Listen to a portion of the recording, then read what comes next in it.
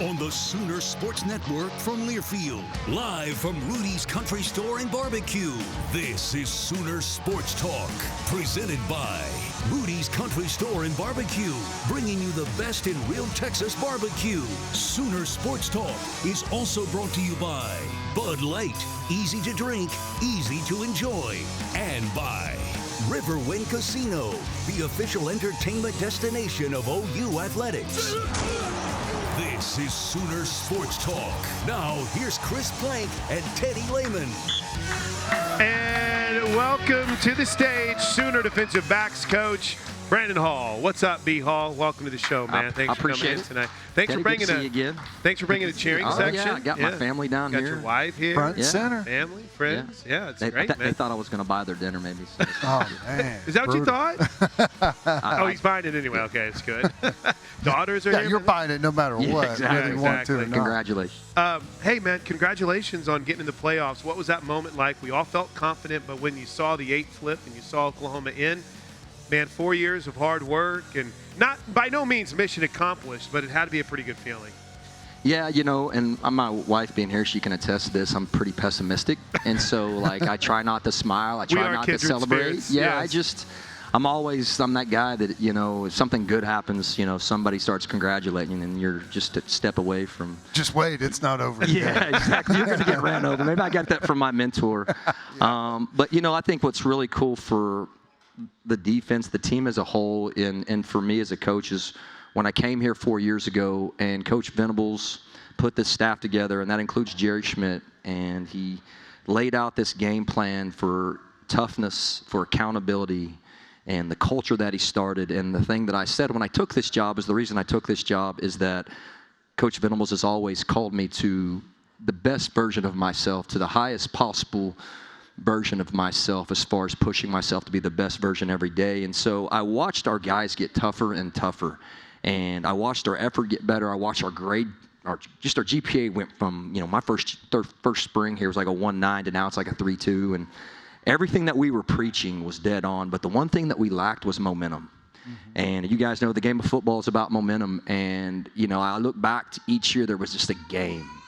And maybe it was that Kansas game 2 years ago. Last year for me it was that Missouri game. And you're just looking for that key moment in that game. And this year going into Tennessee and winning the way that we did, you know, I just remember sitting on the sidelines as that game went on, and I could just see it in our guys that for the first time in 4 years they felt like they were supposed to win.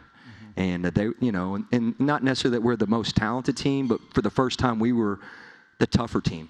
And I know what that's like coming up as an Oklahoma Sooner back in the day. And you know, Oklahoma and Oklahoma, people from Oklahoma, they're blue collar, they're tough. And at the end of the day, we're gonna figure out a way to win. And I don't care how you win, just as long as you win. And you know, people can say what they want, but I've never been more proud of a group of guys that I've coached in 24 years now than this group of guys. And they're maybe not the most talented group in the world, but they're the toughest group of guys I've ever been around. And it's totally and completely attributed to Coach Venables. And very, you know, I know he's my boss, but at the end of the day, he refuses to lower the standard. And, you know, when we recruit guys, we tell them that, listen, whatever the best version of you is, we're going to find that. So you can, you know, maybe you're an NFL talent. Well, if it's a first round or a second round talent, you come to Oklahoma, we're going to get that out of you. You go somewhere else, yeah, you're going to get to play in the NFL, but whatever that best version is, we're going to get that out of you. And I'm just proud of the way our guys are fighting. Yeah, I remember when Venables. Yeah, you guys, that's awesome. That's right. When Venables first got here, people were like, okay, well, you know, what are they getting in Coach Venables? And I said, he's the most consistent person I've ever seen in my life in any business field, sports, whatever. Now, depending on your perspective, that's a good thing or a bad thing, right? Because there are no, I'm not feeling it today, or I'm tired, or I'm sick. Like, none of that matters. But to your point, it shows up, and you're not talented until you do it game after game after game. Yeah. And then all of a sudden, look at all the talent they have, right? But at the beginning of the year, it's like maybe they're not as talented as the rest of the conference or whatever. But the Michigan game to me was like the aha moment because I remember like watching the game and you know, doing the broadcast. It was fun. It was special. But going back and watch the film, I was like, that's an ass kicking. Like physical, just dominant across the board. And I was sitting there thinking, I was like, if that's not a one-off, they've got something this year. And week after week after week, win or lose, you've been able to walk off the field and say, we're the more physical team. And that tells you a lot. Yeah, I think, you know, it's funny, the one big play they had in Michigan in the second half, and you can appreciate this because I was once the GA, that was the one play in the game where we got him the wrong personnel. I'm not in charge of it, but I'm just saying. And so we made a call, and they come out in a heavy set, and obviously we don't get our gaps pushed far enough inside. And, of course, he didn't make excuses for it. He just got everybody right mentally, and we fixed it and kept moving. But, no, you're right. Tougher teams win, you know, and I think looking back to Coach Stoops and being a GA here and as a young coach throughout my whole career, the one thing that I've learned, man, is the one thing that doesn't get preached enough that's kind of a lost art, and I think in the NFL you see it, you know, with teams getting in these heavier sets and running the footballs. Toughness wins, and in the SEC, you've got to be tough or you're not going to make it. And that's the philosophy, man. You know what I mean? And we needed some momentum, and right now we got it. And obviously we got our hands full with Alabama, but I know our guys are excited to play and go out there and do whatever they can do to win. I do like how Teddy brings up the thorough domination line of scrimmage against Michigan, and you do bring up the one play. I live and die on the mistakes because that's all I get reminded of. You know, I mean, we've had to watch the Alabama game, our last game, which I thought we won. you know where I'm going with this, right? No. See, you got outgained. And so I've been reminded the last 2 days of how many things we need to improve on, that's good. That's what leaders do. Hey, so with that in mind, how much we got a lot of Alabama talk. We're going to talk about, obviously, Coach Hall's guys. But how much can you take from the first matchup? I mean, do you have to scrap and go with a whole new game plan? Is it similar? What's that approach like whenever you've seen a team? Because this is unique in football. This isn't the NFL. College football, you don't see a team twice in a year. Well, I think the biggest thing you take from it is personnel. I think now that you've played, you know, them one time, you really have an understanding of the running backs, the tight ends, the receivers, the offensive line.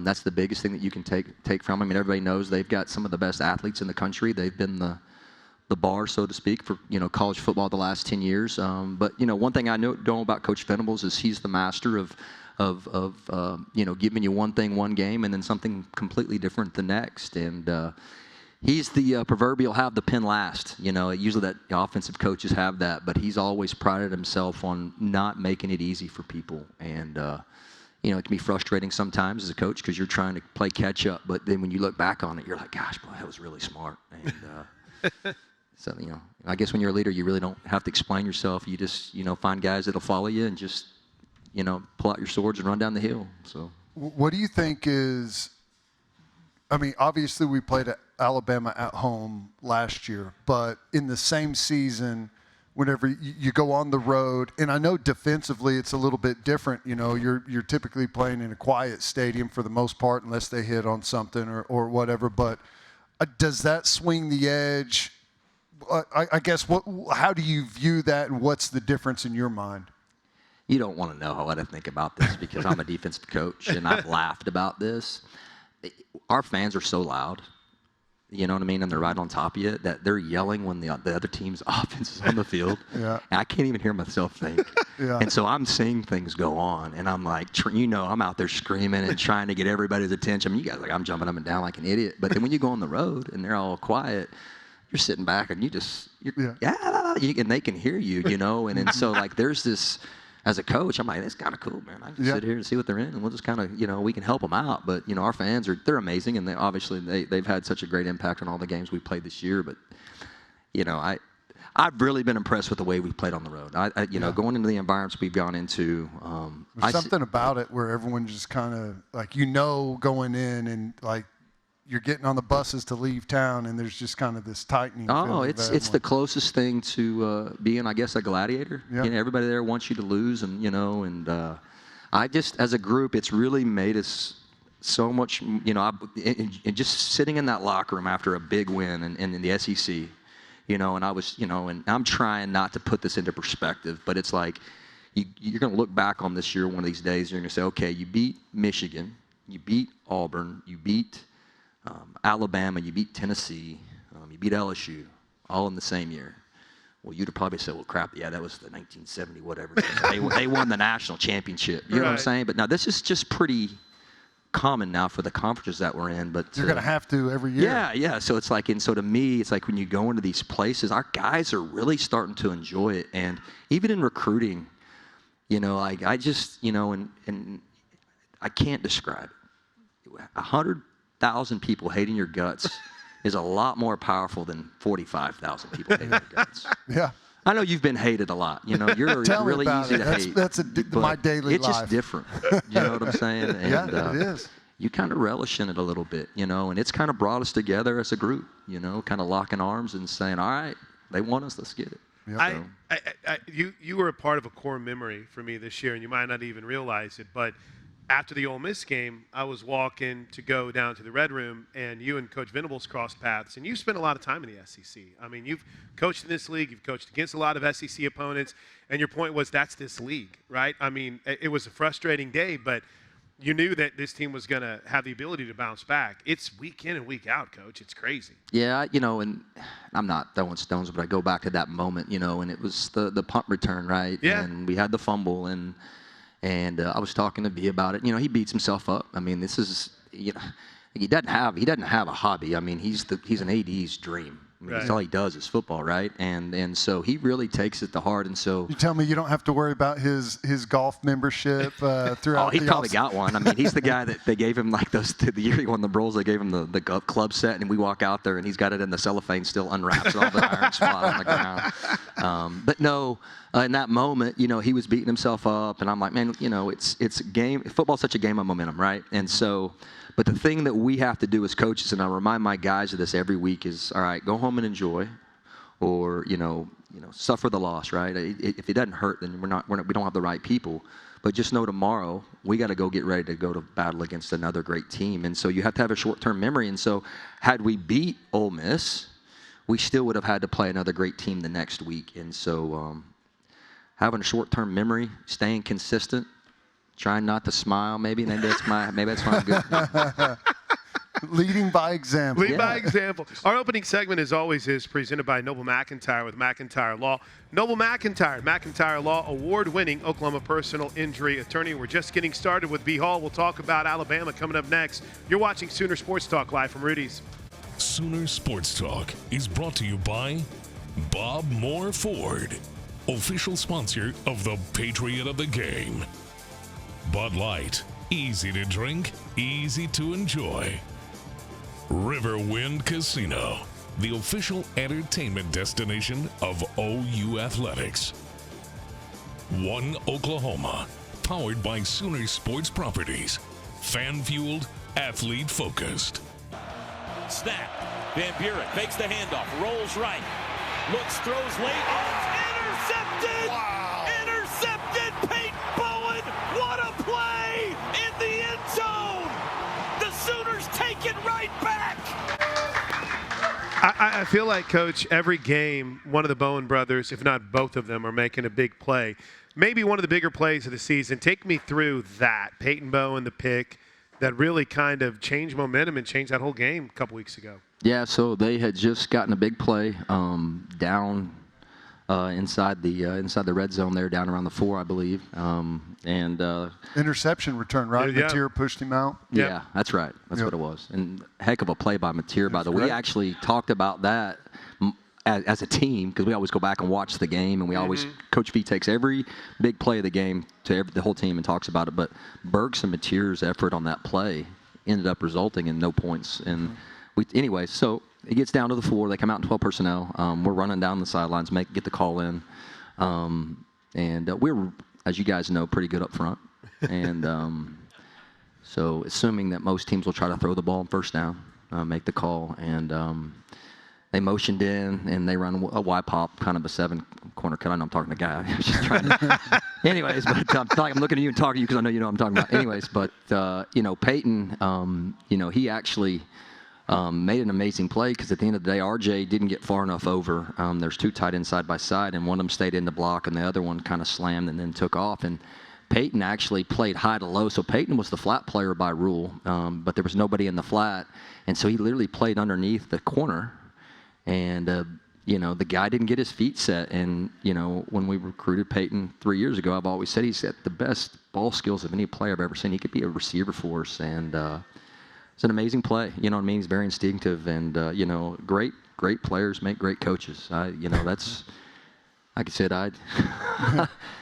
anyways, you take that for what it's worth. But it's a great play by Peyton for sure. Huge. Yeah, Huge. he's fantastic, and it feels like you mentioned momentum, and it's not just for a football team; it's for individual players. And you start making a couple of big plays, and not that he was quiet at any point this year, but as they've started to stack up, it feels like they're happening with more regularity. Well, here's the thing about Peyton. Peyton's I wouldn't say it's soft-spoken, but he's a very tough person, but he's not the guy to tell you that something's wrong. And so what people don't realize is, first year he comes out, he blocks 2, field goal punts, whatever. He's a freshman All-American, but that first Cotton Bowl his freshman year, he comes down and he hits the quarterback, causes the fumble, and gets a severe high ankle sprain. Well, that was only with the first series, wasn't it? Yeah, no, it was later in the game. Was it later? Okay. Yeah, and he causes the turnover anyway. So he plays that entire year with a high ankle sprain because we didn't really have anybody else. And then last year, he's starting to feel good against South Carolina, returns the punt,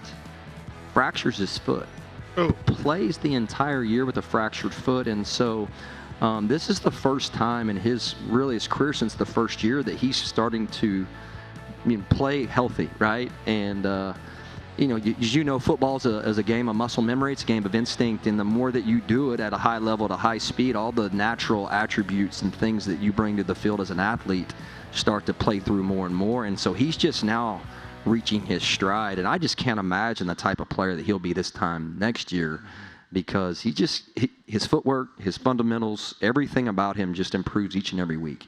And I see him growing confidently. I see him becoming a bigger leader. I mean, just good for him, man. He's earned it. He deserves it. I think another cool thing, and we get to experience this with our post-game interviews. He had the sunglasses on for his last match. Oh, I annihilated him on that. I sent that picture to his mom, and then the next week when he didn't have him on, I actually sent her another picture and said, hey, we're making strides. He's growing up. And she laughed. I was going to say, I love his personality. Like you said, it's low-key, but we asked him, we're like, hey, what happened on that play? And he went into like a 3-minute explanation. He's like, I knew a guy was wide open, how to make a play. Just seems like he loves the game and seems like he's just a good locker room guy.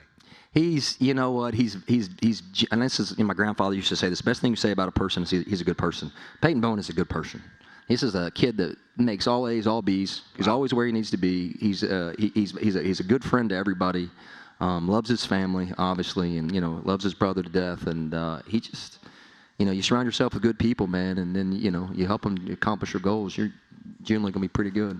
One of the things that's so awesome about this team and specifically this defense is I don't remember watching a defense at this level anyways play as many guys as you do. And even in your room, Robert Spears-Jennings, Peyton Bowen, Boganowski's out there, Hardy's out there. We've seen Marion Robinson a couple of times, and that's just at safety. I mean, throw in Cheetah, Backer. It's rare, but as much as physical as it is week by week, as we talked about in the SEC, to be able to spread some of that exposure out throughout your roster has to be a huge weapon that you guys have that not a lot of other teams do. Well, after last year and kind of, we obviously had the injury bug that we had on our team, and a lot of that was offensively, but I had to come to the realization that we were one injury away from having to play a freshman in the most competitive, toughest league outside of the NFC West, I don't know, and, as far as just the level of physicality. And so to me, I was like, I'm going to play these guys, obviously depending on that point in the game, but it's something that I've just learned that you're just going to have to trust them. They're great athletes. They came to Oklahoma because they could play this game. I recruited them because I know they're great people, and it just comes down to me just gritting my lip and just trusting them, man. You do it early, and it's a headache. But the more you do it, the more it becomes an advantage. Yeah, and the thing is each time I do it, like Marion Robinson goes in the Tennessee game, right? This is like, we got to have this one, right? We know everybody and I'm a big believer in prayer. I'll just say that. But I specifically was praying for number 2 for like 6 straight plays, and he went out there and killed it. And then when he comes back over to the sidelines and he's just not phased. I think sometimes we allow our own perception of how big the moment is not to let them live in the moment and grow. And I got a great group of people, man, around me, and sometimes you just got to trust them and let them go out there and do what we call them to do. They give us a roster sheet for every road game or every game period. OU does a great job. Flip charts is what they call them. And whenever 2 went running out there on defense, I was like, who's that? It's like Javante Barnes playing defense out there. But you're right. And then Teddy started talking about what you'd witnessed from him whenever we were going to practice. Kid's got a bright future. He's amazing. And here's what people don't realize, and I think sometimes the fans and no one understands, like these guys when they come to Oklahoma. I go back to R.J. Spears, and the team had a meeting for Thanksgiving, and Coach V asked anybody if they'd like to stand up and say what they were thankful for, and so a lot of players stood up, and kind of everybody in the room, and so we get to the end, it's anybody else, and so I stood up and raised my hand, and I said, R.J. Spears, and everybody's like, what? I'm like, guys, what you guys don't realize, and the world doesn't realize, is that when Robert was a freshman, Robert comes here, doesn't play very many snaps defensively, but he played all the special teams. And he sacrificed a year of development, a year of growing, a year of possibly, getting more prepared for the NFL, for the University of Oklahoma, and these fans and this program. And that was something that Amarion did in that Tennessee game, because that was the 5th game. And that's hard for me, because my job as a coach is to win games and to help Oklahoma be successful, but I promised their parents that I was going to do what was in their best interest. And so when I told them that we were going to play him after that 5th game, I looked him in the eye and said, I'm going to play you in this game.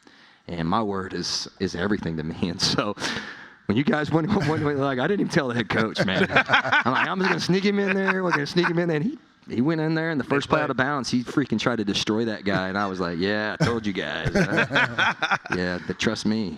Trust B. Hall. Yeah. All right, we got more on that room. We got to talk about Michael Boganowski a little bit more in depth, and more on Robert Spears Jennings. This segment has been presented by Dos Equis. Dos Equis, the official import beer of OU Athletics. Go for Dos. Enjoy Dos Equis responsibly. You're watching Sooner Sports Talk live from Rudy's Country Store and Barbecue. Sooner Sports Talk is brought to you by OU Fan Shop. The best place to gear up for game day is shop.soonersports.com. Sooner Kids Club.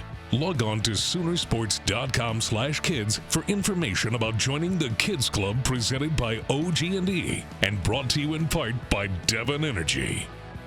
Walden Cleaners and Laundry, where the difference is quality. Back to pass Aguilar quickly down the middle of the field deep. It's picked off again. Robert Spears Jennings, and he's on the run. He's in midfield. 45, 40, 35. Swim move to the 30 and out of bounds in field goal range. With 16 seconds to go on the 3rd turnover of the first half for Tennessee. And you mentioned sacrifice on special teams and making something happen his freshman year. Battled through some injuries, and boy, he's like the old man back there now, isn't he? I actually called him that earlier today. So we're in the indoor earlier, and I look back there, and he's got his arm around Amarion Robinson. And so I look back there, and I smile. It's kind of one of those moments where you're not proud dad, but you're proud. You feel like it, yeah. And I went back there, and I said, is that Papa? and Amarion smiled. But, R.J. Spears is a guy that was a receiver in high school, and he had anxiety his first spring game. like he's like a lot of people here, and so now to just see him going to Neyland and see him going to Bryant Denny and places like that, and contribute and help this program, and I got nothing but respect for this guy. And then he's got 4 A's.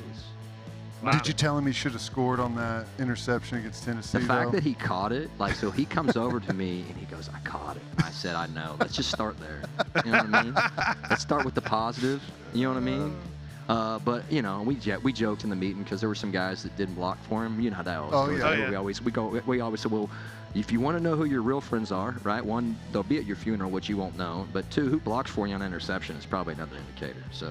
Yeah, that was just an incredible game. Yeah. A lot of fun, and you know, the Alabama game, we haven't spent much time on that. You know, Eli Bowen had the interception, but, you know, Robert Spears-Jennings has an interception in the end zone, and I know the pass interference, you know, and we didn't even need to. Yeah, it was one thing to PI, but it was just one of them deals where KD got outside the framework of his body, and you know, he's being competitive, which you want him to do, and just sometimes it happens. Which, you know? how about, I know he's not necessarily in your room, but how about that dude and the growth since he got here on campus, Kendall Daniels? He can play safety. He's that athletic. And I'm going to tell you something, and I love the fact that he's an Oklahoma guy because I'm an Oklahoma guy, but he is the emotional leader of that defense, and he came on campus, and he just, you know, great leaders, people just gravitate to him. You know, I tell people all the time, God called you to be a leader. That's going to be a good thing or a bad thing, but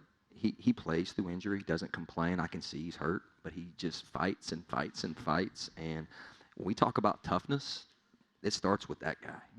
Like, nobody's going to complain because when they look at him and the things that he says and how proud he is to be a Sooner and how he lays it on the line, like, you shut up and play because that's what he's doing. So I joked with BV because we asked him about him once, and he's like, you know, he's setting himself up, you know, be able to go play at the next level. I was like, oh, you think he's 6'5", 245 pounds, incredible reach, fast, athleticism, reach. And, you know, he's from Beggs and a small town kid, but I'm going to tell you something, I don't know who's watching this, but I'm going to tell you his football IQ is through the roof. And for him to play the number of positions that he plays, and you guys don't even know this, but sometimes we'll get formation of the boundary. He'll go back and play the post. Yep. And I'll get to work with him maybe for 3 minutes a week doing that, and just you know, he's natural.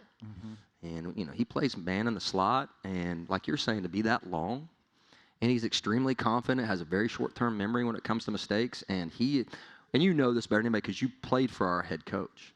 The kid is just mentally tough, and he can take hard coaching, and he owns up to his mistakes. And that's one of the whenever he showed up, there was questions about, well, what position's he going to play and all that. It's like, you know, I think the challenge of getting all of that thrown at him just kind of like spun him up, and he was motivated by it. Because you could see it like in the spring, like he did not look like a guy that was just, you know, coming to tag along at all. He was in it, and I don't know.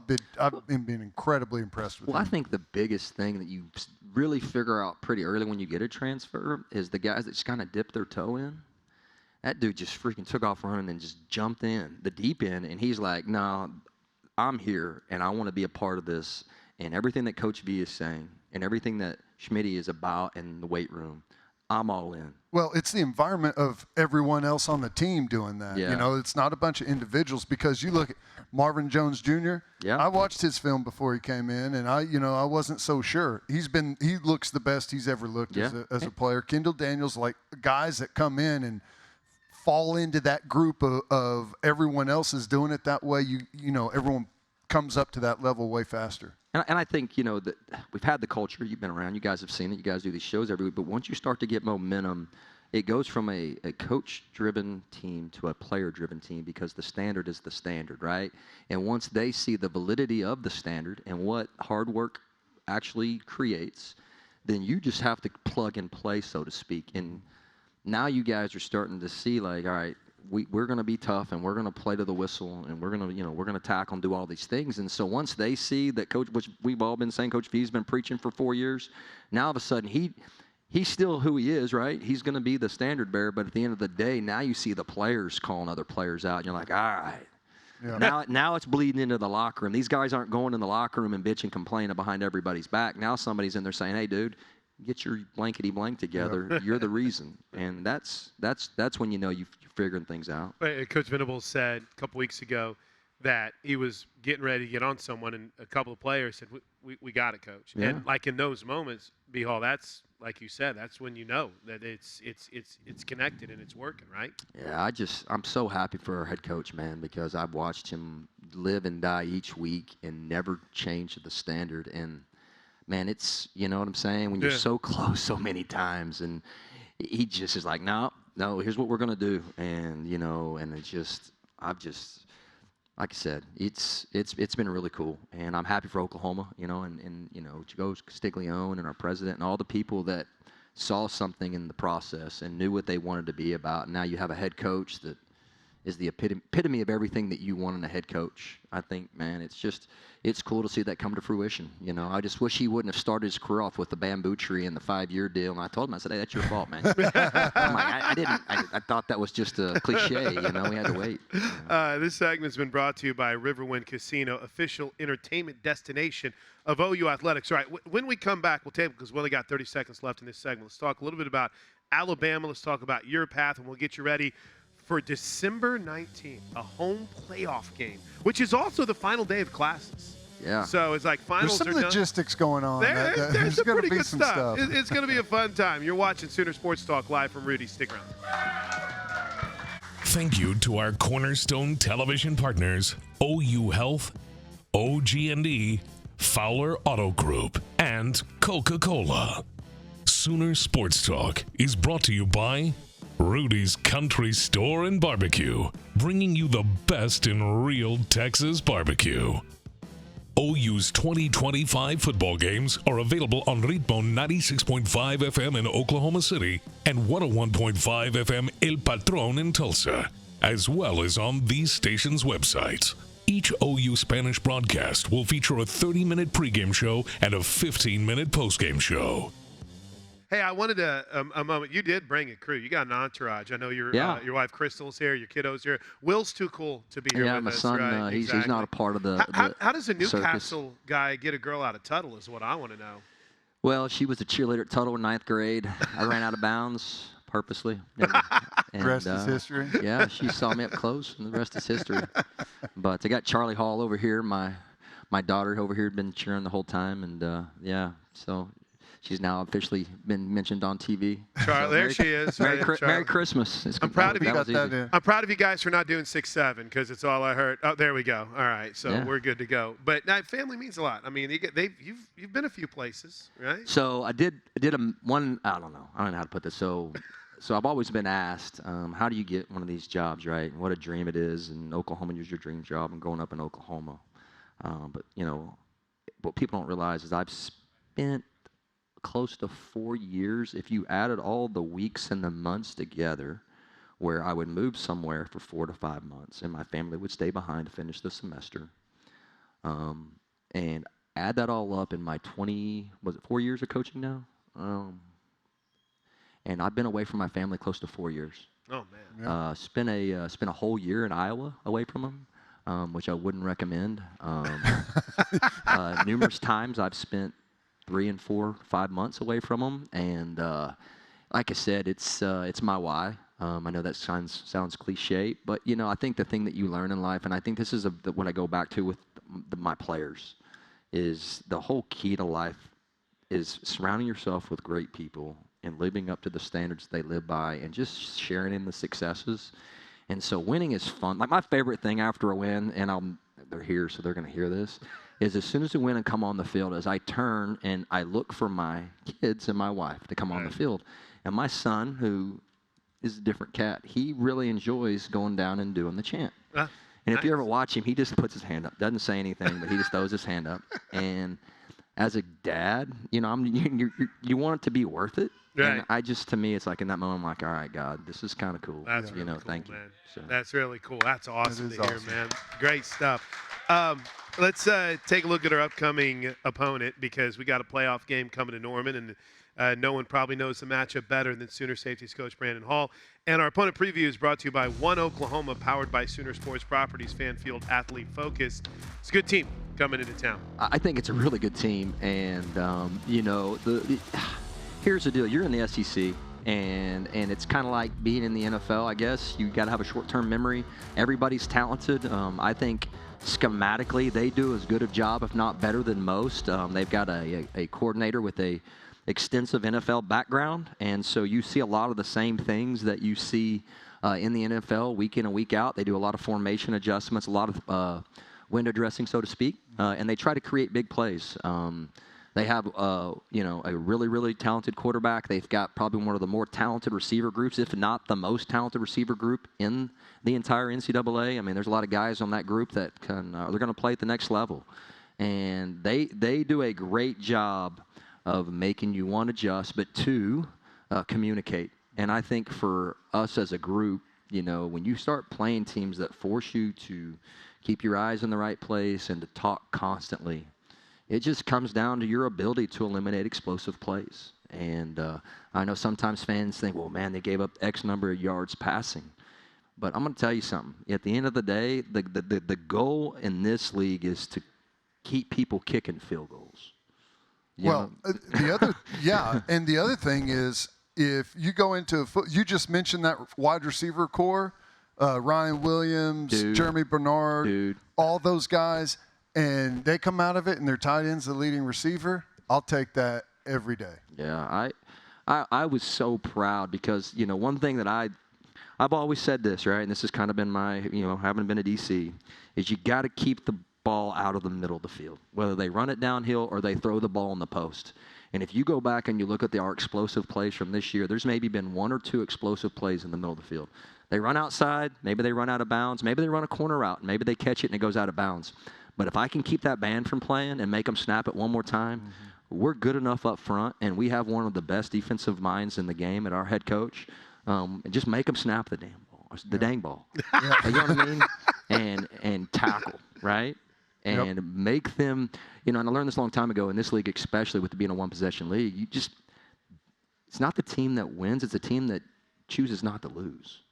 And so it's like, don't just make less mistakes than them, right? And well, you go back, like, to me, the difference is you think about the Texas game and the Alabama game, those tackles coming up from depth in the flat, missed a couple of them in Texas, and that may have been the difference. And sometimes you got to go out there and miss it to learn from it and to be able to do it later whenever that same situation shows up. Being an Oklahoma guy, there's no one that takes the Texas game more to heart, but I would not trade the growth and the maturity of this group of players, having lost the 2 games that they've lost, and then being told that if you don't win the next 4 games, you're not going to make the playoffs. And oh, by the way, you're going to Tennessee. Oh, by the way, you're going to Alabama. Oh, by the way, you're going to play the leading rusher in the SEC. And then, oh, by the way, LSU's going to come to town, a team that actually ended your season last year. And you got to win. Yep. And for them to just stare it in the eye and say, all right, we got to go through the middle of it. You know, as a coach, man, you're along for the ride at some point. You're just watching these guys develop and grow. Let me ask you this. Whenever Alabama, that logo popped up on the television screen, and I don't know, I don't think you guys knew beforehand. What was we didn't, and didn't have that one on my parlay card. What was the first thing that went through your mind? So, you know, of course, as you know, you know everything, right? You guys got the best job on the world. You're never wrong. And so they're flashing up there. Notre Dame, 94%, whatever. Alabama's like 3% or whatever. So you're trying to get a little bit of a jump. And so you're going through and you're watching teams and, you know, and we all have different areas of the defense that we're responsible for. So I want to be the most prepared that I can be for my guys, right? So I start watching Notre Dame, right? And I start watching A&M, and I did not watch Alabama, and that's God's got a sense of humor, right? Yeah. And so I'll never forget, because I joked with Coach V, because we had the watch party, right? And you know how he is. And so as soon as they announced it, I walk over and I got that marker in my hand. And I'm like, all right, everybody needs to leave. We got film to watch. But no, he didn't. He enjoyed it with all the family, and we went upstairs, and about 12 o'clock noon, we went to work, and we've been working ever since. Those coaches are up there right now as we speak. Players are up there right now as we speak, watching film, and they just want to be the best version of themselves here in 11 days. One Oklahoma, powered by Sooner Sports Property, fan field, athlete focused. We are short on time, but I do have the Rudy's question of the night for you. Remember, the best in real Texas barbecue, Rudy's Country Store and Barbecue. Coach B. Hall, tell me about some of the young guys. We talked about a few of them already tonight, right? In Omarion? You talking about like the freshmen that we have? Yeah, the young guys, maybe even the recruiting class a bit. We can talk about now. Yeah, we can talk about recruits, can't we? Yeah, they're signed, sealed, delivered. So, you know, Omarion, you guys don't know about Marcus Wimberly, hurt his shoulder in the fall. You know, we carry 6 safeties on scholarship, and so every safety that we bring in, obviously everyone knows how important special teams are to us. You know, I've got a pretty stringent requirement for the guys that we bring in. One's obviously you got to have SEC size, right? You got to play in this league. It's big boy ball. You know, 2, you got to have a high football IQ. So I put a lot of time and effort into really looking at the guys' academics and then how smart they are. 3, you gotta strike. You know, we live in a day and time where it's not a 60-minute inside drill like it was when Teddy played. Right. You know what I mean? Yeah. And your pads aren't big anymore, so everybody gets concussions. But you have to find guys that are physical because you don't have the time and to put that into them. And then last but not least, just finding guys that are highly competitive. And, Omarion played all special teams this year. Last year was Boganowski, and Marcus Wimberly would have played all special teams this year. And now, we have a personnel department that comes in, right? And I've always prided myself on turning over as many leaves as possible. I would love to sign 5 stars and all this, but more importantly, I want to find guys that fit Oklahoma, right? So we go back to the blue collar model, right? Yeah. So what's that look like? Well, can I find somebody that can handle, the demeanor and the culture that our head coach wants, right? Are they tough? You know what I mean? Are they gritty? Yeah. Are they grimy, as he says, right? And so you look at a guy like Nico Jandro, and this was a guy that I went out to practice in the spring, had no idea he was going to commit, and I had already watched him practice once and had to actually tell him to quit helicoptering his own teammates out of bounds. But we all knew about his brother, but I'm sitting there and I'm watching him, and so they keep rotating groups, 1s, 2s, and 3s, and so he goes at nickel with the 1s, he goes at strong with the 2s, he goes at free with the 3s. Wow. He never comes off the field. Man. And he's making all the calls, all the adjustments. He's telling the corners to do this. And I called Ben and I said, this is your guy. We got him. Yeah, this is your guy. Like you guys could sit there and just growl at each other. You know what I mean? This is your guy. And then Markel Ford is another guy that he was, both those guys, if you would have put a list together, and obviously everybody knows Jim and the background that they have, they pride themselves. They came back, and I'm not kidding you. I had a 1, 2, and a 3. And both of those guys right there at the top of the list in that order. And to come back at the end of it, and again, goes back to praying and just asking God for guidance and to put the right guys in your room, but to get the top 2 guys that you identified that fit all the criteria for winning championships at Oklahoma, just humbled and blown away by that. Awesome. Great stuff, man. Thanks, B. Hall. It's Brandon Hall. This segment's been brought to you by Mercy. Your life is our life's work. We'll wrap it up next. The Huddle is brought to you by Walden Cleaners and Laundry, where the difference is quality. We want to thank all of our Sooner Radio Network affiliates across the state and region. Fans can check out Soonersports.com for an affiliate in your area. And if you're traveling outside the state of Oklahoma, you can listen to all the action on either SiriusXM Radio or download the Varsity Network app and listen free. Thanks to Brandon Hall, and thanks to Sonic. Make sure to check out your local Sonic. Live free, eat Sonic. We'll see you next Monday night with Britton Venables live from Rudy's. Boomer Sooner. Sooner Sports Talk has been brought to you by Rudy's Country Store and Barbecue, bringing you the best in real Texas barbecue, and by Riverwind Casino, always a good time. The preceding has been a Learfield presentation on the Sooner Sports Network.